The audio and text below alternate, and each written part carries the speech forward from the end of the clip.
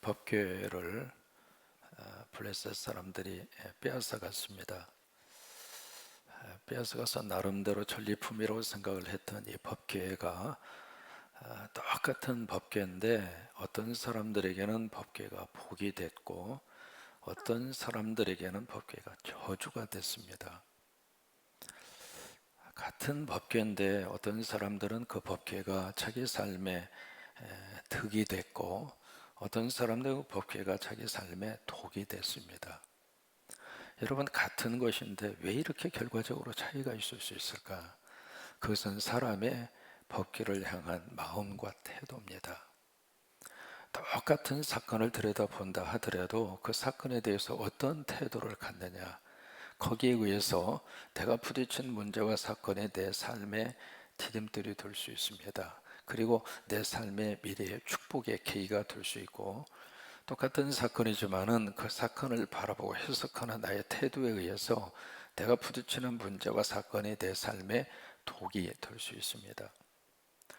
결국 블레셋 사람들은 이 법궤를 스스로 자진해서 원래 있던 곳으로 돌려보내자, 그렇게 해서 우여곡절 끝에 베스메스 그 지역으로 수레에 실어서 그렇게 해서 이 법궤를 그쪽으로 속건제와 더불어서 그쪽으로 보내게 되죠. 그래서 기랏 여하림이라고 하는 동네로 법궤를 갖다 놓습니다.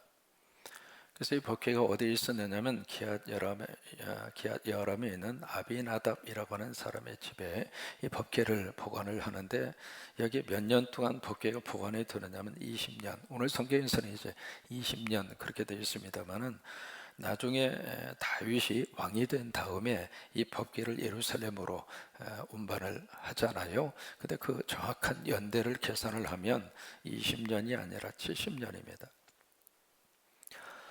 오늘 20년이라고 하는 것은 사무엘의 통치 시절까지 20년이라 그 말이에요. 그 뒤로 50년을 더 아비나다의 집에 이 법궤가 보관이 되어져 있었습니다. 그래서 그의 아들 엘리야사는 원래 제사장이 아닙니다. 근데 자기 아들을 제사장으로 딱 세워서 이 법궤를 옆에서 보관할 수 있도록, 그래서 무려 70년 동안 아비나다의 집에 이 법궤가 여기에 보관이 되어져 있는데, 성경은 이 아비나답의 70년이나 법궤를 보관했음에도 불구하고 그가 받은 복이라든지 법궤를 통해서 그의 가정 속에 하나님이 주신 거룩한 역사가 한마디도 언급이 없습니다. 1, 2년이 아니라 이 오랜 세월 동안 법궤가 자기 집에 있었는데, 여러분, 1, 2년이 아니라 수십 년 동안 하나님의 교회를 섬겼는데, 오랫동안은 그렇게 예배하고 하나님을 섬겼는데, 그런데 어떻게 돼서 이 가정 속에 이 법궤가 가는 장소마다 하나님의 임재가 있었고 하나님의 축복이 있었고 하나님의 기적이 있었고, 있는 곳에서 아멘, 그게 법궤인데 그 법궤를 이렇게 오랫동안 이 집에 모셨음에도 불구하고 이 가정에는 그런 거룩한 역사와 하나님의 능력이 왜 한마디도 언급이 되어져 있지 않았을까? 결국 성경은 그 이유를 밝히고 있지 않습니다만은 이 아비나답은 어떤 종교인의 대표적인 그런 사람입니다. 믿음으로 법궤를 보관하는 것이 아니라 그냥 좋은 물건이니까, 종교적인 어떤 상징물이니까 그것을 뭔가 소중하다고 생각을 해서 아들을 세워서 그 오랜 세월 동안 창고에 물건을 보관하듯이 보관한 것뿐입니다. 여러분, 법궤를 통해서 우리에게 말씀하시는 것처럼 십자가도 마찬가지입니다. 내가 십자가를 수십 년 동안 목에 걸었다, 그래서 십자가의 능력이 나타나는 것이 아니고, 십자가를 통해서 하나님이 주시는 실제가 그 속에 함께 부합될 때, 그때 십자가는 우리 인생에 큰 힘이 될 것입니다. 그 십자가는 구원을 얻는 하나님의 백성들에게 하나님의 능력이 될 것입니다. 그 십자가는 어떤 고통스러운 문제를 만났을 때 우리를 살려내게 될 것이고, 우리를 구원하게 될 것이고, 우리를 믿음으로 다시 살아갈 수 있도록 그 힘을 십자가가 우리들에게 허락을 하실 것입니다. 그러나 종교적인 심볼로만 수십 년 목에 걸으면 아무 의미가 없습니다. 20년 동안 이 법궤가 아비나다 집에 있는 가운데 오늘 성경에 지금 뭐라고 되어져 있는가, 여기 보시면은요, 2절입니다. 2절에 보시면은 괴가 기럇 여아림에 들어간 날부터 20년 동안에 오래 있은지라. 그리고 나서 그 다음에 이스라엘 온 족속의 여호와를 어떻게 하죠? 사모하니라. 우리말 번역에 이렇게 되어 있습니다. 여기 사모한다는 그 이야기는 부르짖는다 그 말이에요. 부르짖는다 그 뜻을 가지고 있는데 원래의 의미는 온 이스라엘이 하나님께로 돌아왔다 그 말입니다. 그러면 왜 20년 만에 이스라엘 백성들이 하나님 앞에 돌아왔을까? 두 가지의 질문을 던집니다. 왜 20년 동안 그들이 처음부터 하나님께 돌아오면 얼마나 좋았을까? 그 다음에 20년 동안 그들이 20년 만에 하나님 앞에 돌아오게 됐을까? 두 가지의 의미를 갖습니다. 첫째로 20년 동안 어떤 일을 당했는가? 블레셋 사람들에게 고통을 당했습니다. 사람이 편안할 때 하나님 앞에 돌아오면 얼마나 좋겠습니까? 그런데 이 고통을 당하다 보니까 지긋지긋한 고통을 20년 동안 당한 거예요. 그 20년의 고통의 큰 삶의 밑바닥에 떨어져서 그때에서야 그들이 하나님 앞에 돌아온 거예요. 삶의 소리가 문제가 없는 것이 최고의 축복이죠. 그러나 문제를 만났을 때 그 고통 속에서 빨리 깨닫고 하나님 앞에 돌아와야 복입니다. 그래서 20년 동안 블레셋 사람들이 그렇게 고생을 당하고 아픔을 당하고 고통을 당하고 그리고 나서야 안 되겠다. 우리가 살 길은 하나님께 돌아가는 것이다. 하나님 붙잡는 것이다. 그래서 온 이스라엘 백성들이 하나님을 사모했다. 하나님 앞에 돌아온 거예요. 그 다음에 두 번째, 그러면 20년 동안 여기에 사무엘은 뭘 했나? 그 질문을 우리가 던져봅니다. 사무엘이 20년 동안 어디 가서 뭘 했을까? 사무엘의 고향이 라마입니다. 오늘 이제 마지막 부분에 라마라고 하는 단어가 나오죠. 그 사무엘의 고향이 라마인데 라마에 이제 사무엘이 가 있었거든요. 근데 20년 동안 사무엘은 아무런 활동을 하지를 않습니다. 몇 가지 이유가 있죠. 실로에서 있었던 법궤를 뺏겨버렸죠. 그러니까 어떻게 사무엘이 할 수 있는 바가 아무것도 없는 거예요. 또 하나, 이스라엘 백성들은 지금 완전히 그 블레셋에 의해서 완전히 고통 가운데 있죠. 그러니까 이 사무엘이 뭐가 지금 어떤 목회적인 영적 지도력을 발휘를 하고 싶어도 이스라엘 백성들의 준비가 안 돼 있는 거예요. 아무런 사전에 그 말씀을 받아 먹을 만한 자세도 마음도 아무것도 없는 거예요. 하나님의 은혜를 받을 때까지 20년 동안 하나님은 사무엘을 기다리게 하셨습니다. 그러니까 하나님의 은혜는요, 아무 때나 우리에게 쏟아 부어 주시는 것이 아니라 나에게 준비가 되어져 있어야 돼요. 준비된 그런 만큼 하나님이 채우시는 거예요. 그래서 이제 이스라엘 백성들이 하나님 앞에 돌아온 그때 그것을 보고 사무엘이 드디어 그의 사역의 현장에 역사의 전면에 등장을 합니다. 등장을 하면서 이 사무엘이 이스라엘 백성들을 어디로 모이도록 하는가? 여기 보시면은 3절입니다. 3절의 말씀에 사무엘이 이스라엘 온 족속에게 말합니다. 만일 너희가 전심으로 여호와께 돌아오려거든. 왜 이 말씀을 주시느냐면 2절에서 이스라엘 백성들이 하나님 앞에 돌아오니까 만약에 너희가 하나님 앞에 돌아온다면 너희가 정말 회개하고 예수 믿고 믿음의 삶을 살려고 작정을 했다면 그러면 너희는 먼저 한 가지 선행해야 할 일이 있다. 그 일이 바로 무엇인가? 바로 너희 안에 있는 이방신 아스타로 그것을 제거해라. 제거하고 그리고 나서 너희 마음을 여호와께로 행하여 누구만을 섬겨요? 그분만을 섬겨라. 여기 하나님께서 이스라엘 백성들에게 뭘 요구하는가? 두 가지입니다. 첫째는 전심이고 두 번째는 마음이에요. 하나님이 두 가지를 하나님께서 요구하시는 거예요. 너희가 지금 하나님 앞에 돌아오기를 원한다면 전심으로는 이야기는 너희의 모든 것을 다 거기에 다 쏟아 부어서 그리고 너희의 온 마음을 다 바쳐서 그거예요. 그래서 너희 안에 있는 우상을 제거하고 그리고 오직이라고 하는 단어를 쓰잖아요. 오직 하나님만 의지해라. 여러분 성경에 하나님 외에 이 우상, 특별히 여기 오늘 성경에 바알과 아스타롯이라고 하는 두 우상이 소개가 되어 있잖아요. 하나님 외에 바알과 아스타롯이라고 하는 이름이 성경에 가장 많이 기록이 되어 있습니다. 이 바알은 그 당시에 가나안 사람들이 섬기고 있었던 농사의 신입니다. 풍요의 신이고요. 바알은 남신이고 그리고 주신입니다. 주가 되는 신이라 그 말이고요. 그 다음에 아스타롯은 이 바알과 더불어서 짝을 이루고 있는 여자의 신입니다. 그러니까 바알의 아내의 신입니다. 그래서 이 바알과 아스타롯이 서로 결합을 할 때 그때 하늘에서 비가 쏟아지고, 그래서 그 비를 통해서 땅의 농작물과 땅의 모든 곡물을 풍성하게 만든다. 그것이 바로 바알과 아스타롯을 섬기는 사람들의 머리의 생각입니다. 근데 이게 가나안 사람들이 쭉 섬기고 있었던 우상이거든요. 근데 이스라엘 백성들은 원래 농사 짓고 살던 농민들이 아닙니다. 유목민입니다. 유목민이었는데 이제 가나안 땅에 들어가서 정착을 하고 농사를 짓는 거예요. 근데 농사를 지으면서 옆집을 보니까 그런 식으로 섬기면서 농사를 짓거든요. 그래서 이 이스라엘 백성들이 가나안 땅에 있었던 이방 종교의 문화의 영향을 그대로 받은 거예요. 받아서, 그러면 이스라엘 백성들이 하나님을 버렸느냐? 그거 아니에요. 하나님도 섬기면서 우상도 함께 섬기는 거예요. 바알도 섬기고 아스타롯도 섬기고 또 주일날 와서는 예배도 드리고 그런 거예요. 결국 이것이 바로 무엇으로 나타났는가? 그들 속에 종교 혼합주의가 지금 들어와 있는 거예요. 오늘 우리가 지금 경계해야 할 가장 중요한 영적인 이 경계의 대상이 종교 혼합주의입니다.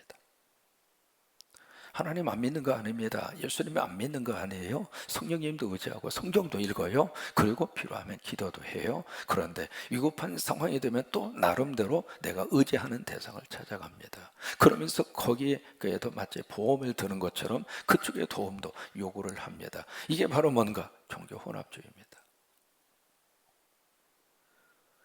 그러니까 우리 안에 이게 세상적인 문화의 영향과 세상적인 사상의 영향을 우리가 받으면서 이게 성경도 읽으면서도 또 하나 거기도 붙잡으면서 이게 이스라엘 백성들이 가지고 있었던 종교 혼합주의의 모습이 오늘 우리들에게도 그대로 남아있을 수가 있거든요. 이 사무엘은 이 백성들이 그것을 정리하라고 하는 거예요. 정리하라고 그러면서 하나님이 원하시는 것은 너희의 전심과 너희의 마음이다.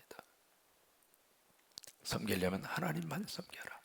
이것도 좋고 저것도 좋고 그런 식은 하나님께서 원하시지도 않고 하나님께서 허락하시지도 않다. 그러니 정말로 너희가 이 상황 속에서 하나님에게 돌아오려거든 너희가 의지하고 믿고 있는 우상을 제거해라.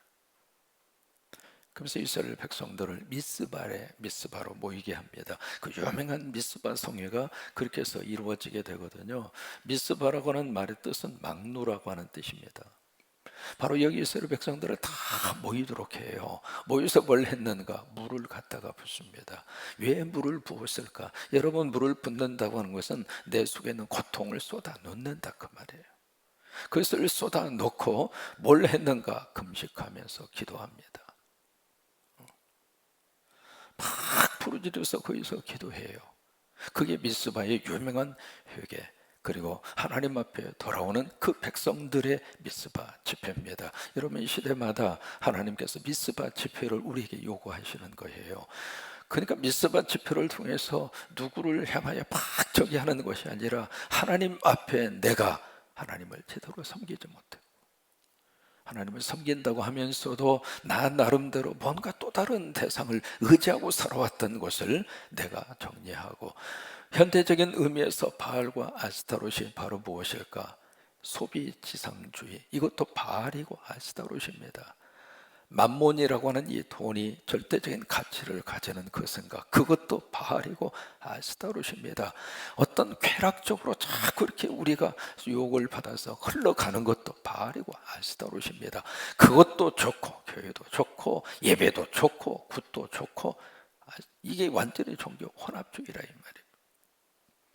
그것을 하나님 앞에 다 쏟아놓고 금식하면서 하나님 앞에 철저히 돌아온 집회가 미스바 집회입니다. 여러분, 다른 사람을 향하여 당신이 엎드려 기도하시오, 그거 아닙니다. 내가 하나님 앞에 미스바 집회에 참석을 해야 되는 거예요. 내가 하나님 앞에 미스바 집회의 은혜를 받아야 돼. 그러고 있는데 블레셋 사람들이 미스바에 이스라엘 백성들이 모였다고 하는 소식을 듣고 전쟁 준비하는 것으로 간주해요. 그래서 미스바에 모인 이스라엘을 향하여 공격해 들어옵니다.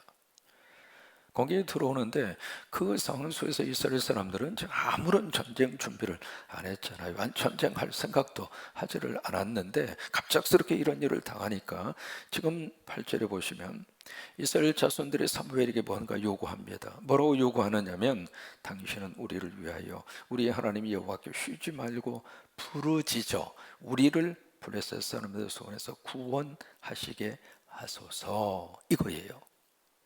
이게 지금 이스라엘 백성들이 달라진 거예요.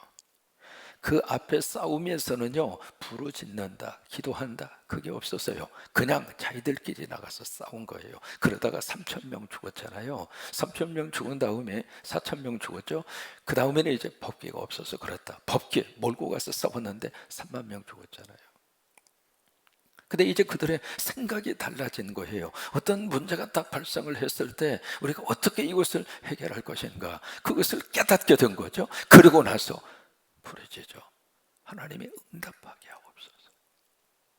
따라서 한번 하십니다. 부르짖으면 응답하십니다. 다시 한번 하십니다. 부르짖으면 응답하십니다. 그게 믿음의 사람의 태도입니다. 그전에는 그것을 깨닫지를 못했어요. 부르짖기보다는 가서 싸우는 것이 훨씬 더 효과적이라고 생각했어요. 그래서 힘을 모아서 싸웠는데 결과적으로 패배했어요. 그러고 나서 이제 깨달은 거예요. 우리가 할 것은 부르짖는 일이구나, 부르짖으면 하나님이 응답하시는 분이구나 라고 하는 믿음의 가치를 가지게 된 거예요. 사람은 어떤 문제가 딱 발생을 했을 때 가장 먼저 생각하고 행동하는 것이 그 사람의 가치입니다. 9절을 보시면 사무엘이 백성들의 요구를 따라서 젖 먹는 어린 양 하나를 가져다가 번제를 하나님 앞에 드리고 이스라엘을 위하여 여호와께 부르짖음에 여호와께서 응답하셨더라. 믿으시면 아멘. 바로 이겁니다. 따라서 하십니다. 이스라엘을 위하여 여호와께 부르짖음에 여호와께서 응답하셨더라. 그거예요.